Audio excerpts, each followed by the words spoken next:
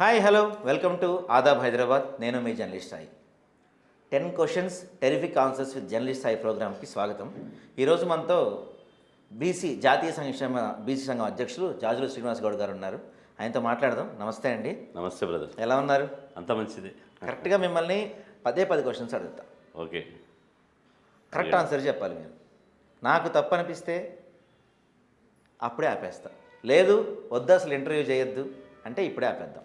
లేదు మీకు ఎక్కడ మీరు తప్పు చెప్పడం నాకు అనిపించినా అక్కడ మనం ఇంటర్వ్యూ ఆపేద్దాం. ఓకే ఓకే, రెడీ కదా?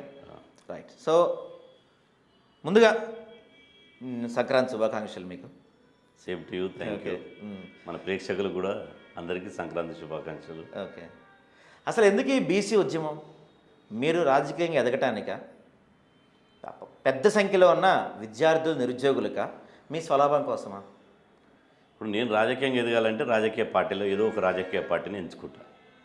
నేను ఏ రాజకీయ పార్టీలో ఉన్నా నాకు ఏ పదవి అంటే ఆ పదవి నా కాళ్ళ దగ్గరికి వస్తాయి. కానీ పదవులు తీసుకొని పెదవులు మూసుకునేటువంటి రక్తం నాలో లేదు. బరాబర్ ఈ యావత్ కోట్లాది మంది బీసీ సమాజం కోసమే నేను కొట్లాడాలి. రాజకీయ సమానత్వం, ఆర్థిక సమానత్వం, సామాజిక సమానత్వం సాధించాలి. మనిషిని మనిషిగా గౌరవించేటువంటి సమాజం రావాలి. అదేవిధంగా ఆర్థిక అసమానత లేనటువంటి, సామాజిక అసమానత లేనటువంటి సమాజం రావాలని ఇలా ఎత్తిన జెండా దించకుండా 30 సంవత్సరాలుగా 3 దశాబ్దాలుగా పోరాటం చేస్తాం. ఏం సాధించారు? మేము సాధించిన కోకొల్లో మేము సాధించిన విషయాలు చెప్తే పెద్ద గ్రంథమే అవుతుంది. ఇలా 100కు 100% మేము లేకపోతే ఈ బీసీ జాతికి తీవ్ర అన్యాయం జరుగుతుంది. ఇప్పుడు మాత్రం జరగలేదు.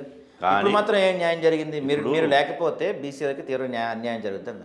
ఇప్పుడు మాత్రం ఏం అన్యాయం జరగలేదు. ఏం న్యాయం జరిగింది? అన్యాయం జరిగితే బొబ్బిలి పిల్లిలాగా ఉద్యమించి ఒక్కొక్క ప్రభుత్వాలైనా, వ్యవస్థలైనా, వ్యక్తులైనా వాళ్ళ మీద పోరాటం చేసి ప్రజాస్వామ్యబద్ధంగా, చట్టబద్ధంగా పోరాటం చేసి ఇలా ఖచ్చితంగా మా హక్కులు సాధించుకోగలరు. ఏం సాధించారు మీ హక్కులు? ఇలా ఇప్పుడు 30 ఏళ్లలో మీరు సాధించిన హక్కులు చెప్పండి. ఇప్పుడు ఉన్నటువంటి రాజకీయ బీసీలకు వచ్చినటువంటి రాజకీయ ప్రయోజనాలని మా పోరాటమే.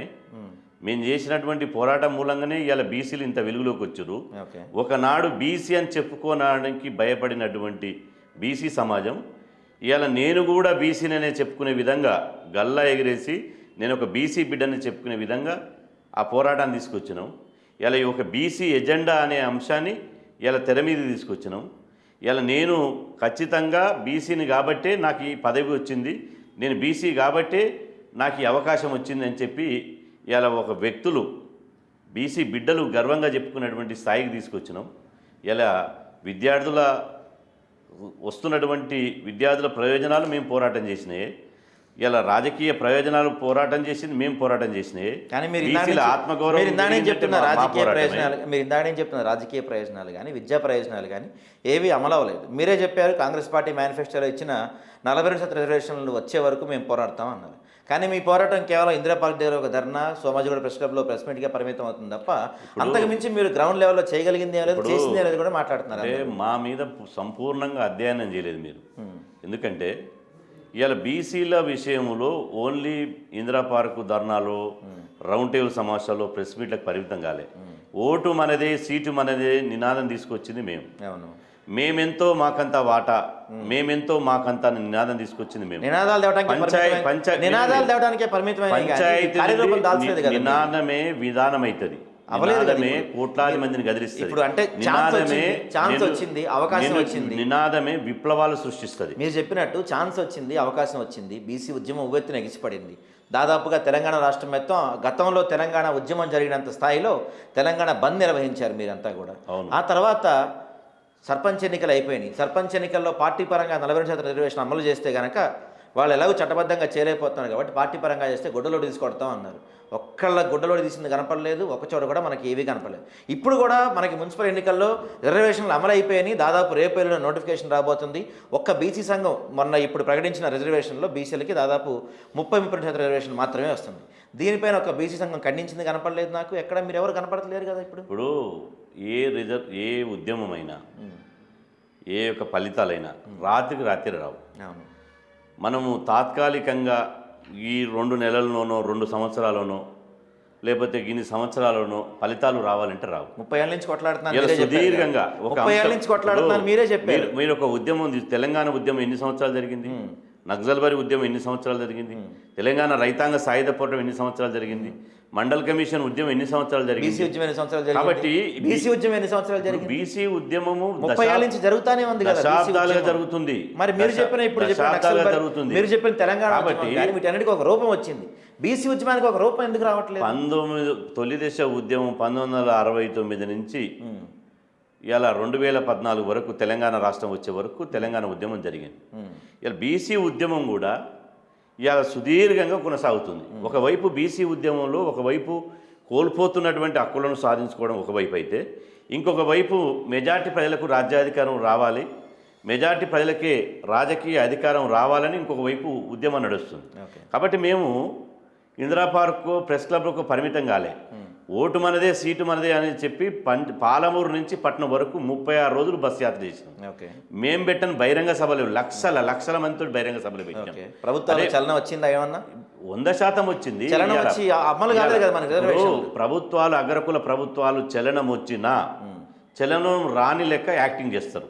ఎందుకంటే చలనం వచ్చిందని చెప్తే ఇంకా బీసీ సమాజం ఏకమై బీసీ సమాజం అంతా ఇంకా ఎక్కువ మా మీద పడేటువంటి అవకాశం ఉంటుంది. కాబట్టి వాళ్ళ వెన్నులో వణుకు పుట్టించినా కూడా వాళ్ళు తొనకకుండా వెనకకుండా బయటి సమాజాన్ని కనపడకుండా ఇలా లేదు బీసీ ఉద్యమం లేదని అగ్రకుల ప్రభుత్వాలు అగ్రకుల సమాజం చెప్తుంది. అసలు బీసీ సమాజం మొత్తం ఏకమై ఉందా?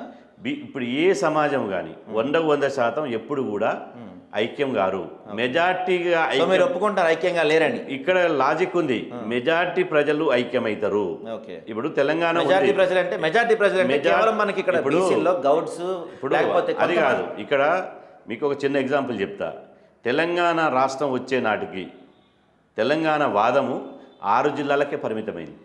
తెలంగాణ వచ్చిన తర్వాత కేసీఆర్ గారు ఇలా ఖమ్మం జిల్లాలో, నల్గొండ జిల్లాలో, రంగారెడ్డి జిల్లాలో, గ్రేటర్ హైదరాబాద్లో 4 జిల్లాల్లో తెలంగాణ వాదము తెలంగాణ లేకపోతే తెలంగాణ రాష్ట్రం వచ్చిన తర్వాత వాదం బలోపేతం చేసుకున్నాడు. కాబట్టి ఇప్పుడు బీసీలు 100% ఐక్యం గారు. మెజార్టీగా బీసీలలో 60% ఐక్యమైతే 100% ఐక్యమైనట్టే. 60% ఐక్యమైతే 100% ఐక్యమైనట్టే. కుటుంబంలో కూడా ఐదుగురు అన్నదమ్ములు సమాజం మొత్తం ఐక్యమైంది అంటున్నారు. కానీ ఓన్లీ ముదిరాజులు, గౌడ్స్, పద్మశాలులు కొన్ని బీసీలలో అగ్రకులాలు మాత్రమే రాజకీయంగా కావచ్చు ఐక్యంగా పైకి కనపడుతున్నారు. కానీ బీసీలలో ఈ రోజుకి ఎటువంటి హక్కులు, కనీసం సర్పంచ్గా ఎన్నికైన కులాలు దాదాపు 100కి పైగా కులాలు వాళ్ళకి ఈ రోజుకి అణగారిన వర్గాలనే ఉంటున్నారు. బీసీలలో కూడా వాళ్ళకి ఈ రోజుకి అన్యాయం జరుగుతున్న వర్గాలు లేవు. ఇప్పుడు విషయం ఏంటంటే అగ్రకులాలని ఎవరిని అంటారు? ఎవరైతే తమకు జనాభా ప్రకారంగా రావాల్సిన వాటా ఉందో అంతకంటే 100 రెట్లు ఎక్కువగా అనుభవించి ఆధిపత్యాన్ని చెలాయించే వాళ్ళు అగ్రకులాలు. కానీ ఇక్కడ ముదిరాజులు మీరు అన్నట్టు పద్మశాలీలు కానీ, మున్నూరు కాపులు కానీ, గౌడ్స్ కానీ, ఆ తర్వాత గొల్ల కుర్మలు కానీ వాళ్ళ జనాభా దామాష ప్రకారం ఇంతవరకు ప్రాతినిధ్యం పొందలేదు. వాళ్ళు ఇతర కులాల మీద ఆధిపత్యం చేయడం లేదు. ఇతర కులాలకు రావాల్సినటువంటి వాటను వాళ్ళు తన్నుకపోయి తినడం లేదు. వాళ్ళు పోరాడుతూనే ఇంట్లో ఒక పెద్దన్న ఉంటాడు, 3 అన్నదమ్ములు ఉంటాడు. అన్న కష్టపడుతూనే తమ్ముళ్లకు ఏలు బట్టి తీసుకుపోయి నడిపిస్తుంటాడు. మనం వ్యవసాయం చేస్తే వ్యవసాయం చేద్దాం రా, జాబ్ చేస్తే జాబ్ చేద్దాం రా. మీరు ఏ కులాలు నడిపించారు? మీరు నడుస్తే సరిపోతుంది. ఇవాళ ఇప్పటి వరకు తీసుకున్న ఎమ్మెల్యే పదవులు కావచ్చు, లేకపోతే ఎమ్మెల్సీలు కావచ్చు, చట్టసభలో ఉన్న మీ అంటే బీసీలో ఉన్న అగ్రకులాలే కనపడుతున్నారు. కానీ మీరు చేపట్టుకొని చిన్న కులాలను ఎవరిని తీసుకెళ్ళి అనుకున్నట్టు బసవరాజ్ సారయ్య గారు రజక మంత్రి అయ్యిండు, ఎమ్మెల్యే అయ్యిండు, కనపడడం లేదా? ఇంకా ఇవాళ ఎంతమంది ఇవాళ ఆంధ్రప్రదేశ్ చూసుకుంటే తెలంగాణలో కొల్లు రవీంద్ర గారు చూసుకుంటే మత్స్యకారుడు. రాజకీయాలు వేరు, తెలంగాణ రాజకీయాలు వేరు కదా. తమిళనాడులో నాయి బ్రాహ్మణులు ముఖ్యమంత్రులు అయ్యారు. అదే విధంగా 3 రాష్ట్రాలకు 3 పేర్లు చెప్పారు. ఇప్పుడు కర్ణాటకలో 3 రాష్ట్రాల్లో 3 కులాల పేర్లు చెప్పారు. కానీ ముదిరాజుల్లోంచి, గౌడ్స్ నుంచి, ఎంతమంది ఎమ్మెల్యేలు అయ్యారు, ఎమ్మెల్సీలు అయ్యారు, మిగతా కులాల నుంచి ఎవరు అయ్యారు? వీళ్ళను కాకుండా మా సోదర కులాలను, బీసీ కులాలను కాకుండా చేసేదెవరు? అగ్రకులాలకు సంబంధించిన పార్టీలు. కానీ మీరు అగ్రకులాలకు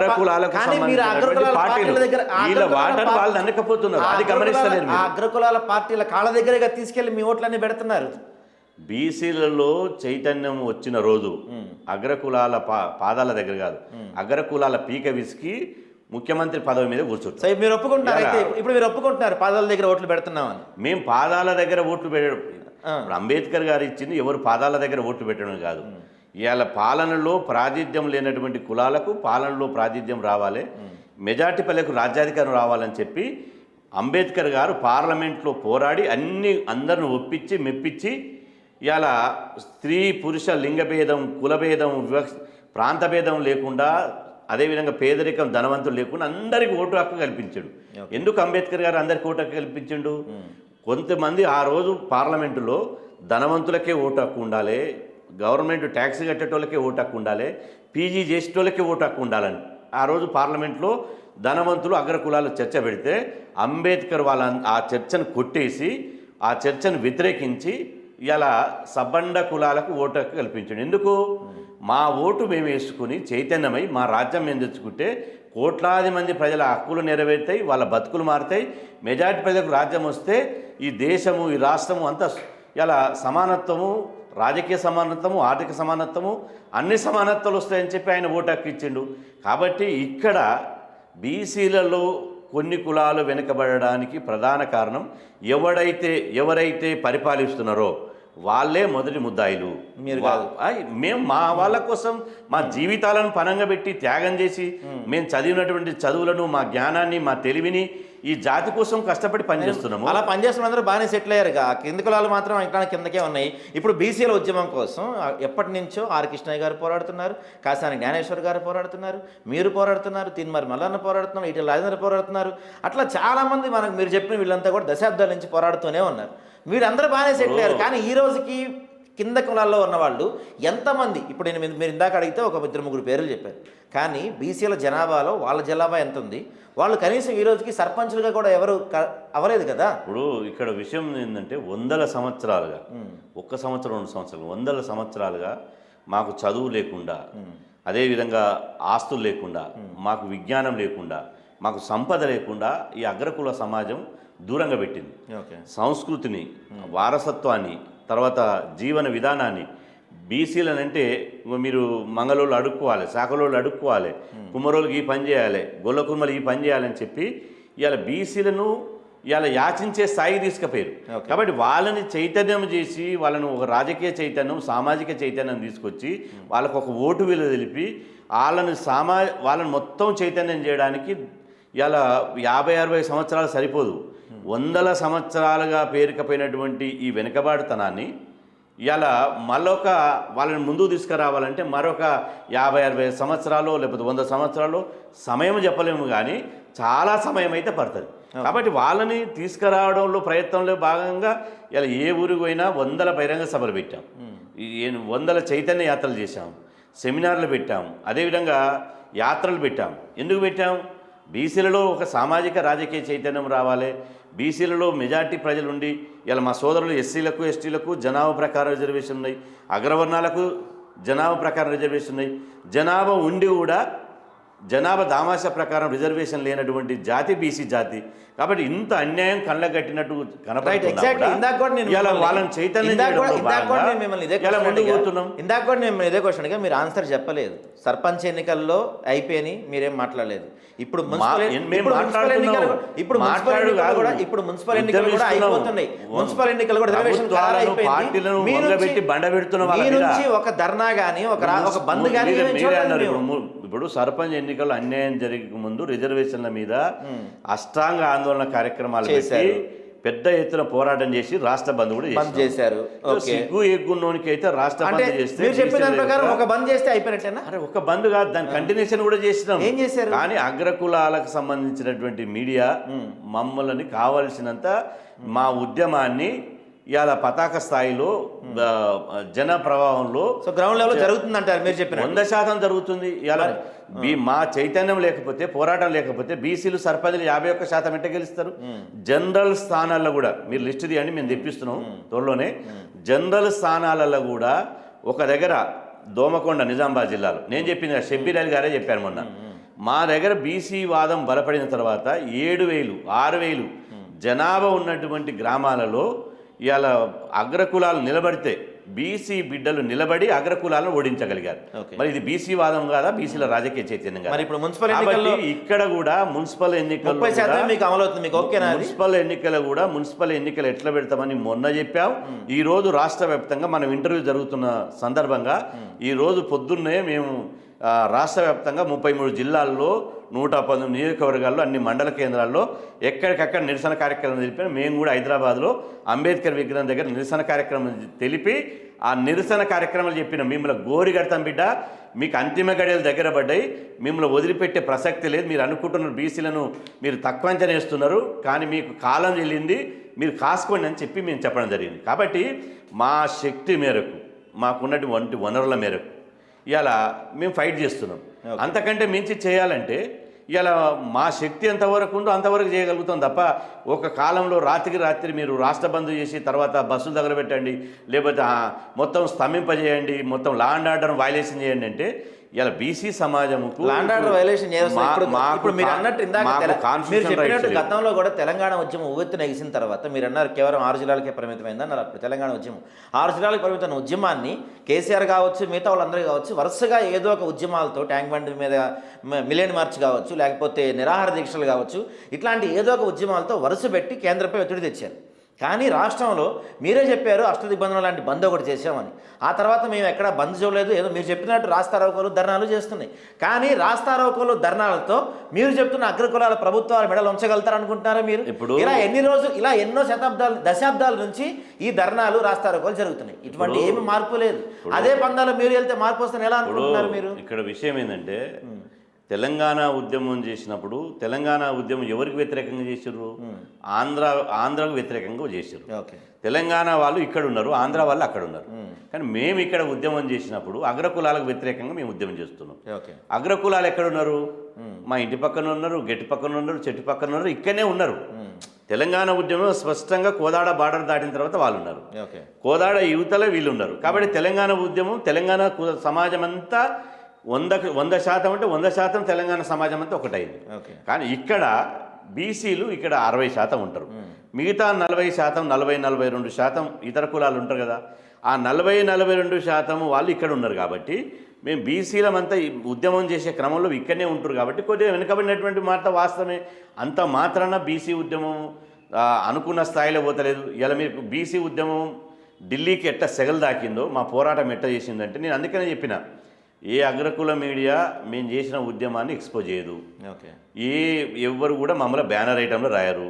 మేము ఎన్ని పోరాటాలు చేసినా కూడా ఎక్కడ రాయాలనో ఎక్కడ పెట్టాలనో అక్కడ పెడతారు. ఇలా ఉదాహరణకు కేంద్ర ప్రభుత్వం మేము కులగణన చెయ్యంగాక చెయ్యము, నరేంద్ర మోదీ గారి ప్రభుత్వం మేము చెయ్యంగాక చేయమని చెప్పి మాటలతో చెప్పలే, ఒక రిటర్న్గా అఫిడవిట్ సుప్రీంకోర్టుకి ఇచ్చింది. కానీ మేము చేసినటువంటి పోరాటం మూలంగా ఒక్క తెలంగాణే కాదు, మొత్తం దేశవ్యాప్తంగా 29 రాష్ట్రాలు చేసినటువంటి పోరాటం మూలంగా అదే కేంద్ర ప్రభుత్వము ఇవాళ మా డిమాండ్కు తలొగ్గి అదేవిధంగా మా ఆకాంక్షలను గౌరవించి ఇవాళ ఏప్రిల్ 1వ తేదీ నుంచి దేశవ్యాప్తంగా కులగణన మొదలు పెడుతుంది. దేశవ్యాప్తంగా జనగణనలో కులగణన మొదలు పెడుతుంది. కాబట్టి ఇది విజయం కాదా? ఈ విజయం ఎవరని చెప్తారా? ఇలా దేశవ్యాప్తంగా మెడిసిన్లో నీట్లో బీసీ విద్యార్థులకు రిజర్వేషన్లు పెట్టలే, గల్లీ నుంచి ఢిల్లీ దాకా కొట్లాడినాం, సుప్రీంకోర్టులో కేసులు వేసినాం, ఒకవైపు వీధి పోరాటాలు చేసినాం, ఇంకొక వైపు న్యాయ పోరాటాలు చేసినాం. మేము పోరాటం చేస్తే మొదటిసారి నీట్లో ఎంబీబీఎస్ రిజర్వేషన్లు పెడితే 7,000 మంది బీసీ బిడ్డలు ఎంబీబీఎస్గా డాక్టర్లుగా చదువుకునేటువంటి అవకాశం వచ్చింది. ఇట్లా ఒక్కొక్కరు మేము పొద్దున లేస్తే మాకు ఒక వ్యాపారాలు లేవు, వ్యాపకాలు లేవు, మాకేం అలవాటు లేవు. మాకు ఇలా మొత్తం మా బీసీ సమాజమే కుటుంబం. కానీ పెద్ద పెద్ద సమాజాన్ని ఏం వ్యాపకాలు వ్యాపారాలు లేవు, కానీ పెద్ద పెద్ద కార్లో తిరుగుతారు, పెద్ద పెద్ద బంగ్లాల్లో. ఇప్పుడు ఉద్యమం మాకు పెద్ద పెద్ద కార్లు అంటే మేము టెస్లా కార్లలో తిరుగుతలేము, లేకపోతే ఆడి కార్లలో తిరుగుతలేము, లేకపోతే ఏడ తిరుగుతలేము. మేము ఇప్పుడు నిజామాబాద్ పోవాలి, ఇక్కడ నుంచి వెళ్ళాలి, 3 గంటలు జర్నీ అవుతుంది.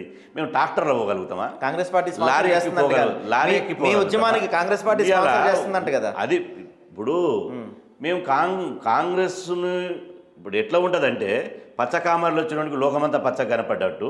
ఇప్పుడు మేము కాంగ్రెస్ని తిట్టినాం అనుకో, కాంగ్రెస్ వాళ్ళు ఏమంటారు తెలుసా, ఇవాళ టీఆర్ఎస్ వాళ్ళు స్పాన్సర్ చేస్తున్నారు అంటారు. మేము టీఆర్ఎస్ను నిలదీసినాం అనుకో, ఏం టీఆర్ఎస్ వాళ్ళు ఏమంటారు, వీళ్ళు కాంగ్రెస్ స్పాన్సర్ చేస్తుంటారు. లేదు బీసీ సీఎం చేస్తాను బీజేపీ అంటే మేము బీజేపీకి సపోర్ట్ చేస్తామనుకో, కాంగ్రెస్ వాళ్ళు బీఆర్ఎస్ వాళ్ళు ఏమంటారు, బీజేపీ వాళ్ళు వీళ్ళు సపోర్ట్ చేస్తారంట. అంటే వాళ్ళ మధ్యన ఉన్నటువంటి రాజకీయ ఆధిపత్యం, రాజకీయ వైరుధ్యాల వల్ల ఇవాళ ఎవరైతే నిజాయితీగా నిక్కిచ్చిగా ఒక సిద్ధాంతంతో కమిట్మెంట్గా పోరాటం చేస్తారో వాళ్ళతో బంధనం చేస్తారు. నేనెంత బంధనంలో, ఇప్పుడు నేనెంత ఒక చిన్న చిట్కన వేలంతా. ఆ రోజు అంబేద్కర్ గారినే బ్రిటిష్ ఏజెంట్ అన్నారు, పూలే గారినే బ్రిటిష్ ఏజెంట్ అన్నారు.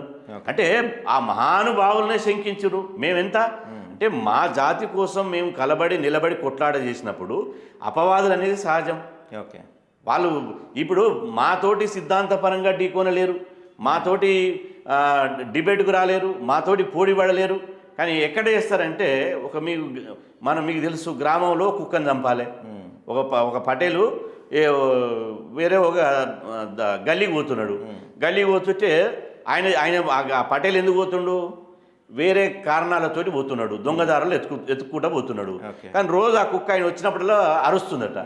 అప్పుడు ఆ పటేల్ ఏం చేసిండు, ఆ కుక్క అరుస్తుంది కాబట్టి ఆ కుక్కను ఎట్నో దగ్గర నిర్మూలించాలి. మంచి కుక్కని చంపితే, మంచి కుక్క అంటే ఓడని చంపడు కదా. అందరికి జనాన్ని చెప్పిండట, దానికి తోకలేస్తుంది, తోక కిందికి వేస్తుంది, దానికి ఎరిలేసినట్టుంది. ఎరి కుక్క గరిస్తే అందరికి ఇబ్బంది అవుతుంది, మనకు ఎరిలేస్తుంది కాబట్టి అది ఎరుకుక్క అని ప్రచారం చేసి ఉంటారు. అందరు నిజమే కదా, ఎరుకుక్క అని నమ్మి మంచి కుక్కని చంపారట. ఇప్పుడు కూడా సమాజంలో ఎవరైతే నిజాయితీగా పోరాటం చేస్తారో ఏదో ఒక ముద్ర అది కామన్గా వేస్తారు. కానీ మా ఆత్మ అరే ఓపెన్గా చేస్తాము. ఇవాళ మాకు భయం ఏంది, ఇవాళ బీజేపీ కేంద్రంలో పరిపాలిస్తున్నటువంటి బీజేపీ 3700 కోట్ల పార్టీ ఫండ్ ఉంది. టీఆర్ఎస్ తెలంగాణ ఉద్యమం పేరు మీద వచ్చినటువంటి టీఆర్ఎస్ పార్టీ ఇవాళ 1100 కోట్ల రూపాయల పార్టీ ఫండ్ ఉంది. కాంగ్రెస్ పార్టీకి 327 కోట్ల పార్టీ ఫండ్ ఉంది. అది బాజాప్తగా చేసుకో. కానీ మేము ఉద్యమం నడిపించాలంటే మాకు వనరులు ఉంటే ఆకాశాన్ని భూగోళాన్ని ఒక్కటి చేస్తాం. వనరులు ఉంటే మాకు కనుక ఎవరైనా స్పాన్సర్ చేస్తే, మా చేతులకు కనుక డబ్బు వస్తే ఇవాళ నెలనాడు ఆఫీస్ రెంట్ ఎట్లా కట్టాలి, అదేవిధంగా ఒక మీటింగ్ ఎట్లా పెట్టాలి, ఈ ఫుల్ టైం క్యాడర్ ఎట్లా, వీళ్ళ జీవితాలు ఎట్లా, సదస్సులు ఎట్లా పెట్టాలి, యాత్రలు ఎట్లా పెట్టాలి, ప్రతి క్షణం ప్రతి రోజు నరకాన్ని అనుభవిస్తున్నాం. ఎందుకు మా దగ్గర వనరులు ఉంటే ఎవరికి ఎందుకు దాచుకోవాలి? ఎవరు మాకు స్పాన్సర్షిప్ చేస్తే బాధ్యత తీసుకుంటాము, దాచుకోండి ఎందుకు? దాంట్లో దురుద్దేశం ఏంది? అయితే బీసీల ఉద్యమం గురించి మొదలు పెడితే మనం గత చరిత్ర చూసుకుంటే ఎప్పుడైనా సరే బీసీ ఉద్యమం అంటే మనకు ఆర్ కృష్ణయ్య గారు గుర్తొస్తారు. దశాబ్దాలుగా బీసీ ఉద్యమాన్ని మీరందరూ అంటే ఇప్పుడు వచ్చిన తరం మీ నాయకులందరూ కూడా రాజకీయంగా పోరాడుతున్నారు. కానీ ఆయన మొదటి నుంచి కూడా ఉద్యోగాల కోసం, హాస్టల్స్ కోసం, వాటి కోసం పోరాడారు ఆర్ కృష్ణయ్య గారు. మీరు కూడా గతంలో ఆయన శిష్యుడు అని చెప్పుకున్నారు మీరు.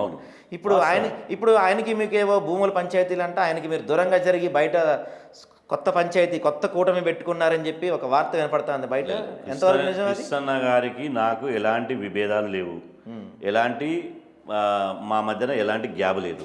భూముల పంచాయతీలు, భూములు ఆస్తులే లేనప్పుడు భూములు ఎక్కడి సెటిల్మెంట్ కదా. కాదు, ఆధార్ కార్డు కొడితే నా పేరు మీద ఎంత ఉంది, ఏ పంచాయతీ లేనప్పుడు ఈ మధ్య కాలంలో ఆర్ కృష్ణయ్య గారితో మీరు ఎందుకు స్టేజ్ పంచుకోవట్లేదు? ఎక్కడ కూడా మీ ఆఫీస్లో ఉన్న పోస్టర్లో కావచ్చు, మీ క్యాలెండర్లో కావచ్చు, ఒక్క చోట కూడా ఆర్ కృష్ణయ్య గారి ఫోటో లేకుండా ఎందుకున్నాయి అవన్నీ? ఇప్పుడు కృష్ణన్న గారు చేసేది ఆయన కాలంలో చేసిండు. ఇప్పుడు ఆయన కాలం అయిపోయిందంటారా? కృష్ణన్న గారు ఒక పార్టీ నిర్ణయం తీసుకుండు. ఇప్పుడు కేంద్ర ప్రభుత్వాన్ని నిలదీసి నేను ఢిల్లీ పోయి ధర్నా చేసి బీజేపీ నాయకులను నేను కడిగి పారేయగలుగుతా. ఆయన అనగలుగుతాడా? ఆయన ఒక పార్టీలో ఒక రాజ్యసభ సభ్యుడు. మీ ఉద్దేశం ప్రకారం ఆర్ కృష్ణయ్య గారు రాజకీయంగా కాంప్రమైజ్ అయిపోయారు అంటారా? ఇప్పుడు కృష్ణన్న గారికి నాకు ఎప్పుడు వచ్చింది, కృష్ణన్న గారు ఎప్పుడైతే ఒక పొలిటికల్ నిర్ణయం తీసుకున్నారో, తెలుగుదేశం పార్టీ నిర్ణయం తీసుకున్నారో, అప్పుడు నేను ఈ బీసీ ఉద్యమం పార్టీ పరంగా ఉంటే ఇలా ఎవరు బీసీ సమాజం విశ్వసించదు. కాబట్టి పార్టీ పరంగా కాకుండా స్వతంత్రంగా ఈ బీసీ ఉద్యమాన్ని నడపాలనే ఒక ఉద్దేశంతో నేను స్వతంత్రంగా అన్ని జిల్లా కమిటీల నిర్ణయం మేరకు నేను ఉన్నా. కృష్ణన్న గారు పార్టీ లైన్లో పోయిండు. భవిష్యత్తులో మీరు ఎప్పటికీ ఏ పార్టీ లైన్లోకి వెళ్ళరా? భవిష్యత్తులో మీరు ఎప్పటికీ ఏ పార్టీ లైన్లోకి వెళ్ళరా? నేనేమంటున్నా, ఈ క్వశ్చన్కి మీరు సమాధానం నేను చెప్తా. ఇప్పుడు కృష్ణన్న గారు పోరాటం చేసిర్రు. ఇప్పుడు సునీల్ గవాస్కర్ ఎవరు ఉండే, లేకపోతే సచిన్ టెండూల్కర్ అనుకో. సచిన్ టెండూల్కర్ క్రికెట్ మంచిగా ఆడతాడు, కానీ మంచిగా ఆడతాడు అని చెప్పి కెప్టెన్ ఇప్పటిదాకా ఉంచుతారా? కెప్టెన్ ఎంతమంది సచిన్ సో టెండూల్కర్ మీరు తర్వాత అదే మీరు చెప్పే ఉద్దేశం ఏంటంటే ఆర్ కృష్ణ గారి వయసు అయిపోయింది అంతే కదా, ఆయన పని అయిపోయింది, వయసు ఆయన పక్కన అయిపోయింది, పెట్టేసాం అనే వయసు అయింది, ఉద్దేశమా? పని అయిపోయింది లేదు.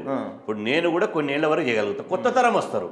ఇప్పుడు ఆ రోజు మనం మన తాత ముత్తాతల రోజు ఈనాడు ఇంగ్లాండ్ లెటర్లా నాన్నగారు బాగున్నావా నువ్వు బాగున్నావా అని పోస్ట్ కార్డులో బాగున్నా. ఇప్పుడు అమెరికాలో ఉన్నోళ్ళు ఇక్కడ ఉన్నోళ్ళు వీడియో కాల్ పెట్టి దగ్గరగా ఉన్నట్టు మాట్లాడుకునేటువంటి కమ్యూనికేషన్ పెరిగింది. కాబట్టి ఈ ట్రెండ్ను బట్టి సో అదే మీరు అంటుంది ఏంటంటే ఆర్ కృష్ణ గారు అప్డేట్ అవ్వలేదు, ఈ కమ్యూనికేషన్ అప్డేట్ ఇప్పుడు ఇంట్లో మన ఇంట్లో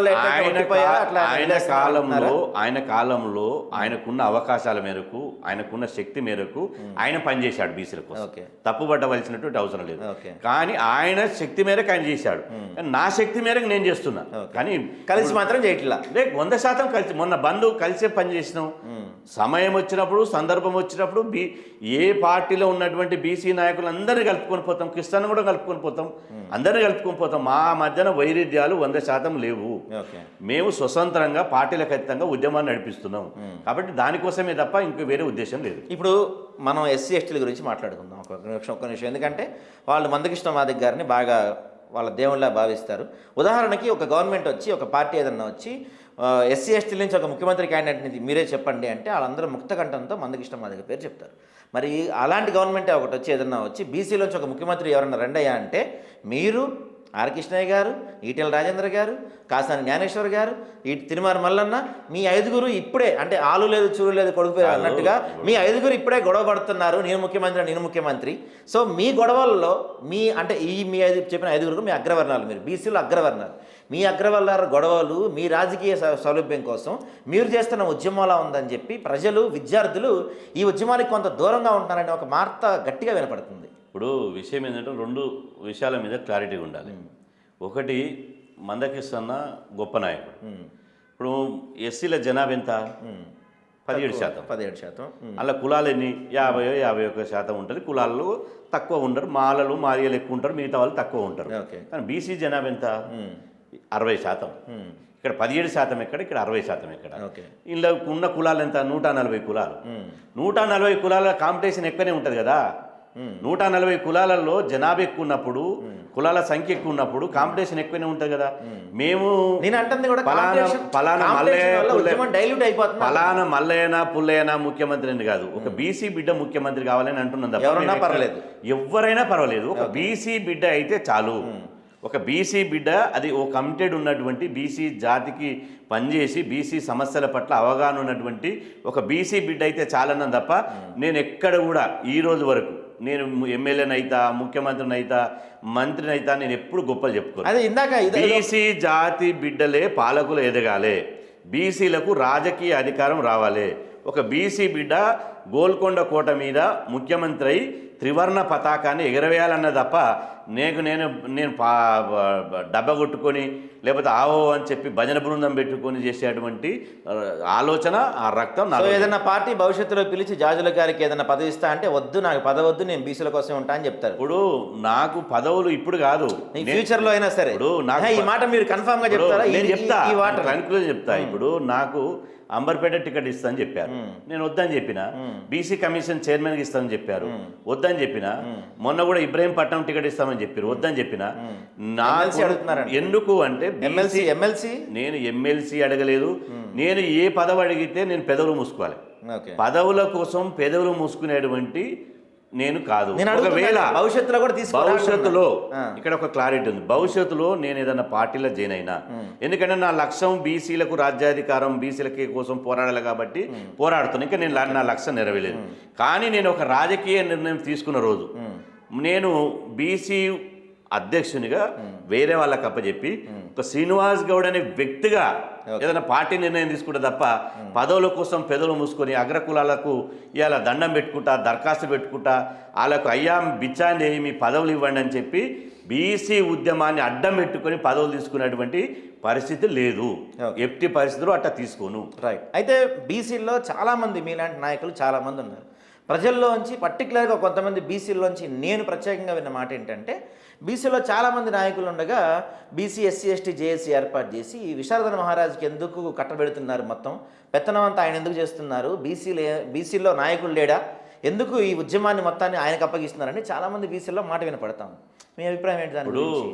విశారదన్ మహారాజు ఆయన చాలా పాదయాత్ర చేశాడు, చాలా పోరాటం చేశాడు. మీరు కూడా చేశారని చెప్తున్నారు కదా, 30 ఏళ్ళ మేము కూడా నుంచి. చేసినాం. ఇప్పుడు ఆయన ఒక పోరాటం చేశాడు, ఒక పార్టీ పెట్టిండు డిఎస్పీ అని. అంతకుముందు దళిత శక్తి ప్రోగ్రామ్ని పెట్టాడు. ఆయన నిజాయితీగా పోరాటం చేస్తున్నాడు. ఓకే. ఇప్పుడు ఇవాళ బీసీ ఎస్సీ ఎస్టీలకు మొత్తంగా నేను నాయకుని ఆయన ఎక్కడ చెప్పలేదే. నేను నాయకుని నేను నా ఎమ్మటి మీరు రండి, మీరు బీసీలో ఉన్నటువంటి నాయకులు ఎస్సీలో ఉన్నటువంటి నాయకులు న్యాయం వెంటనే తిరగని ఆయన ఎక్కడ చెప్పలే. ఆయన ఒక పంతాలో ఆయన పోరాటం చేస్తున్నాడు. ఓకే. ఆయన ఒక పద్ధతిలో ఆయన కనుక్కున్నటువంటి ఆయన నమ్ముకున్నటువంటి ఎట్లయితే పొలిటికల్ పవర్ బహుజన సమాజం సాధించగలుగుతుందో ఆ లైన్ మీద పోతున్నాడు. ఓకే. కాబట్టి అందరూ ఎవరు ఏ లైన్ మీద పోయినా ఎవరు ఎక్కడ పోయినా అందరి లక్ష్యం ఒకటే, ఓకే. మెజార్టీ ప్రజలకు రాజకీయ అధికారం రావాలి, బహుజన రాజ్యం రావాలి. ఈ 5% లేనోడు, ఈ 1/2% లేనోడు పరిపాలన చేస్తున్నాడు. ఈ ఆధిపత్య దొరల పటేళ్ల పాలనను పాతరేసి బహుజన రాజ్యం రావాలని ఫైట్ చేసే వాళ్ళని తప్ప ఎవరికి ఎలాంటి భిన్నాభిప్రాయాలు లేవు, భేదాభిప్రాయాలు లేవు. కాకపోతే మార్గం ఒకటే, ఎంచుకున్న విధానం. ఒకరు ఇప్పుడు హైదరాబాద్కి రావాలి, ఒక నిజామాబాద్ హైవేకి వెళ్ళి వస్తున్నారు, వాళ్ళు మహబూబ్నగర్ హైవేకి వెళ్ళి వస్తున్నారు, వాళ్ళు నల్గొండకి వెళ్ళి వస్తున్నారు, వాళ్ళు మెదక్ సంగారెడ్డి హైవేకి వెళ్ళి వస్తున్నారు. కానీ వచ్చేది మాత్రం హైదరాబాద్కే, వచ్చేది మాత్రం అసెంబ్లీకే. కాబట్టి ఇక్కడ అగ్రకులాలు చేసేటువంటి కుట్రలో బీసీ ఎస్సీ ఎస్టీలు పావుగా మారబోరు. ఇవాళ మరి నేను అంటున్నా, మరి బీసీ ఎస్సీ ఎస్టీలు మాకు ఎస్సీలు నాయకుడైనా పర్వాలేదు, లేదా బీసీలు ఎస్సీలకైనా నాయకుడైనా పర్వాలేదు, పరస్పరం ఎవరైనా చూసుకుంటాం. కానీ అగ్రకులాలే నాయకులు అవుతున్నారు కదా ఇన్ని రోజులు. అగ్రకులాలు 5% లేని 1/2% లేని వాళ్ళు తరతరాలుగా తాత ముత్తాల నుంచి అవుతున్నారు కదా. కాబట్టి ఇక్కడ పంచాయతీ లేదు. మేము అన్నదమ్ముల లెక్క మేము చూసుకుంటాం. రాజ్యం వస్తే ఎస్సీల జనాభా ఎంత ఉంది, ఎస్టీల జనాభా ఎంత ఉంది, బీసీల జనాభా ఎంత ఉంది, మరి రాజ్యం ఎట్లా ఉండాలి, ఎవడు పరిపాలించాలి, ఏం సంగతి అని మనం చూసుకుంటాం. కాబట్టి ఇందులో ఎలాంటి తేడాలు లేవు, ఎలాంటి ఇంకో దురుద్దేశం లేదు. రైట్. ఫైనల్గా దాదాపుగా రిజర్వేషన్ ఖరారు అయిపోయింది, దాదాపుగా కాదు, దాన్ని వచ్చేసింది. నోటిఫికేషన్ కూడా రేపు ఎల్లుండి వస్తుంది. ఇది అయిపోయిన వెంటనే ఎంపీడీసీ జెడ్పీసీలు కూడా పెట్టేద్దాం అనే ఊపిలో కాంగ్రెస్ పార్టీ కనపడుతుంది. సో కాంగ్రెస్ పార్టీ మీకు ఇచ్చిన మాట 100కి 1000% తప్పింది. చట్టసభల్లో ఫెయిల్ అయ్యారు, విద్యార్థులకి అన్నీ ఫెయిల్ అయిపోయారు. దానికి తగ్గట్టు వాళ్ళు సెంట్రల్ పైన ఒత్తిడి చేయడం కానీ, పార్లమెంట్లో ఎప్పుడైతే 40% రిజర్వేషన్ ఇస్తామని కులగడం పూర్తయిందో అప్పటి నుంచి ఇప్పటివరకు దాదాపుగా 3 సార్లు పార్లమెంట్ సమావేశాలు జరిగాయి. ఒక్క పార్లమెంట్లో కూడా వీళ్ళు బిల్లు పెట్టింది లేదు, గొడవ చేసింది కూడా ఏం లేదు. ఈ ఎలక్షన్స్కి వెళ్ళిపోతున్నారు. ఇవి కూడా పూర్తి అయిపోతాయి. ఇవి కూడా పూర్తి అయిపోతే ఇక మళ్ళీ మీ వాయిస్ వినపడేది 2027 తర్వాతే. అంటే మీరు ఏమన్నా గట్టిగా ప్రభుత్వాన్ని ఫోర్స్ చేయాలన్నా చేయగలిగారు. కాబట్టి ఉన్న ఈ అవకాశాన్ని ఇప్పుడు మీరు వదిలేసినట్టేనా, ఇంకా ఏమన్నా ఛాన్స్ ఉందా? ఇప్పుడు అధికారంలో రాకముందు ఈ పార్టీలు ఎట్లా ఉంటాయంటే, అధికారంలో రాకముందు కొంగ జపం చేస్తాయి. అధికారంలో రాకముందు మేము బీసీలకు అది చేస్తాం, ఇది చేస్తాం, మీకోసమే మేము పుట్టినాం, మీకు చేసే వరకు మేము వదిలిపెట్టమంటారు.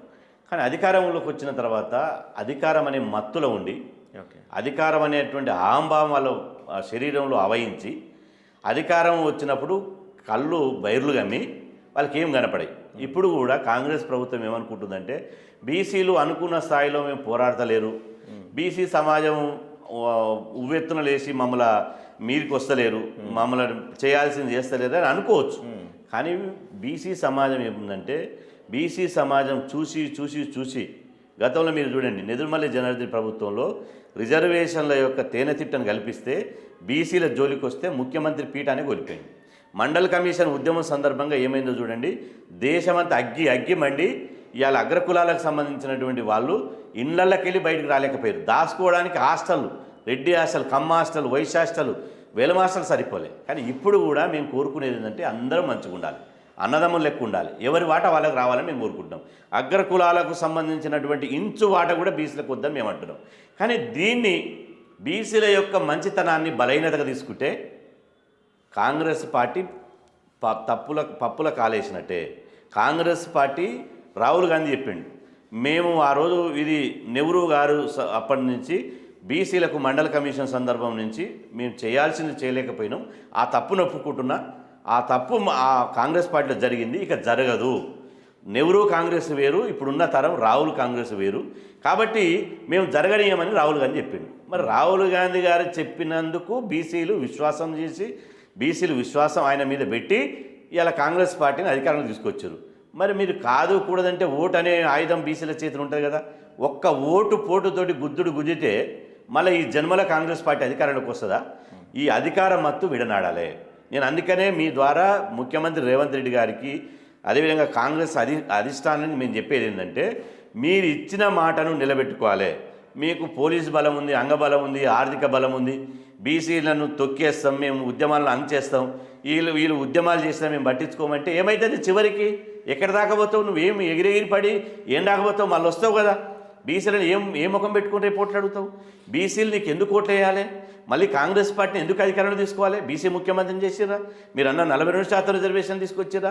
ఫీజుల రియంబర్స్మెంట్ ఇస్తున్నారా? బీసీ కుల వృత్తులకు ఏమైనా బడ్జెట్ ఇస్తున్నారా? అదేవిధంగా బీసీ రెసిడెన్షియల్కి సొంత భవనాలు కట్టిస్తున్నారా? ఏదీ లేదు. ఏదీ లేనప్పుడు ఎందుకు ఓటేస్తారు? ఖచ్చితంగా ఈ కాంగ్రెస్ పార్టీ కుక్కతోక వంకర గుణం. కాంగ్రెస్ పార్టీది ఏంటంటే కుక్కతోక వంకర. మరి కుక్క తోక ఎట్లుంటుంది? వంకరగానే ఉంటుంది. దానికి రాయి కట్టి కిందికి వేలాడదీస్తే కిందికి ఉంటుంది, మళ్ళీ రాయిప్పు మళ్ళీ పైకిట్నే వస్తుంది. కాబట్టి కాంగ్రెస్ పార్టీ నైజం ఏంటంటే, ఇలా అధికారంలో లేనప్పుడు పిల్లి కొంగ జపం చేస్తుంది. అధికారంలోకి వచ్చినాక అహంకారంతో ఆధిపత్యంతో వ్యవహరిస్తే అధికార మత్తును దించి ఓటనే ఆయుధంతో ఇలా ఖచ్చితంగా కాంగ్రెస్ పార్టీని బొందబెట్టడానికి బీసీ సమాజం సిద్ధమవుతుంది. కాబట్టి మీ ద్వారా ఇప్పటికైనా బ్రహ్మాండమైన అవకాశం ఉంది.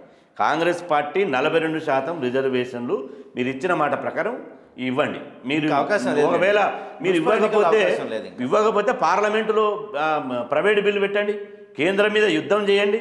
ఉన్న అవకాశాలు కోల్పోయి బీసీ ద్రోవులు ఎందుకు మారుతారు? బీసీ సమాజానికి ఎందుకు మొదటి ముద్దాయిగా మారుతారు? కేంద్ర ప్రభుత్వం చేయాల్సినటువంటి ఈ రిజర్వేషన్ అంశాన్ని కేంద్ర ప్రభుత్వం మీద ఒత్తిడి చేసుకోకుండా మీకు మీరే ఎందుకు సెల్ఫ్ గోల్ అవుతున్నారు? కాబట్టి మీరు ఇప్పుడు కాంగ్రెసే కాదు, ఇవాళ మున్సిపల్ ఎన్నికలు పెడతామంటే బీజేపీ మేము సై, బీఆర్ఎస్ మేము సై. మరి అసెంబ్లీలో బిల్లు పెట్టినప్పుడు 42% రిజర్వేషన్లు ఎందుకు మద్దతు తెలిపారు? ఇవాళ కాంగ్రెస్ ప్రభుత్వము మున్సిపల్ ఎన్నికలు పెడతామని చెప్పినప్పుడు బీఆర్ఎస్ ఏమడగాలి? మొదటి క్వశ్చన్, బిడా మీరు 42% బీసీలకు ఇస్తామన్న ఆమె ఏమైందని కేటీఆర్ అడగాలి. కానీ అడగడే. అదేవిధంగా బీజేపీ అధ్యక్షుడు రామచంద్రరావు, కేంద్ర మంత్రి కిషన్ రెడ్డి గారు అడగాలి, రేవంత్ రెడ్డి గారు నువ్వు 42% రిజర్వేషన్ ఇస్తా ఉన్నావు కదా, బీసీలకు ఇచ్చిన హామీని నెరవేర్చిన తర్వాతనే నువ్వు ఎన్నికలు పెట్టమని అడగాలి. కానీ ఇవాళ నువ్వు రేవంత్ రెడ్డి తానే అంటే కిషన్ రెడ్డి, కేటీఆర్ తందానే. సరే, వీళ్ళందరూ అంటే పక్క పార్టీలో ఉన్నారు. కాంగ్రెస్ పార్టీలో ఉన్న మీ నాయకుడు మహేష్ కుమార్ గౌడ్ కూడా ఏం మాట్లాడతలేరు. ఆయన కూడా మహేష్ కుమార్ గౌడ లేకపోతే ఇంకోరని ఇక్కడ కాదు. బీసీలకు అన్యాయం చేస్తే ఎవరిని వదిలిపెట్టే ప్రశ్న లేదు. ఇప్పుడు బీసీలను నేను అంటున్నాం, మీరు బీసీలకు న్యాయం చేయకపోతే మీకు పదవులు ఎందుకు? ఇంటి దీపం తెలంగాణలో సామెత ఉంది, ఇంటి దీపం అని ముద్దాడితే మూతి మిసాలు కలిగాయట. ఇవాళ మీరు బీసీలు అని చెప్పుకుంటే రేపు బీసీలు ఏం చేస్తారు? అరే బీసీలుగా ఉండి బీసీలకు న్యాయం చేయనున్నటువంటి మీరు మీ పదవులకు రాజీనామా చేయండి అంటారు. రేపు ఊకూటమా? మున్సిపల్ ఎన్నికలైనా, ఎంపీడీసీ అయినా, జెడ్పీడీసీ అయినా మీరు కాదు కూడదని అంగబలంతో పెట్టుకున్నా, మున్సిపల్ ఎన్నికలు పెట్టుకున్నా, ఎంపీడీసీ జెడ్పీడీసీ ఎన్నికలు ఎట్టి పరిస్థితుల్లో జరగనీయము. ఇవాళ రాష్ట్రం మళ్ళీ అగ్నిగుండం కావాలి, ఇవాళ రాష్ట్రం అంతా ఆందోళన కావాలి. ఎక్కడికక్కడ లక్షల మంది తెలంగాణ ఉద్యమంలో మానవారం ఎట్ట జరిగింది, సాగరారం ఎట్ట జరిగింది, మిలియన్ మార్చ్ ఎట్ట జరిగిందో ఆ తెలంగాణ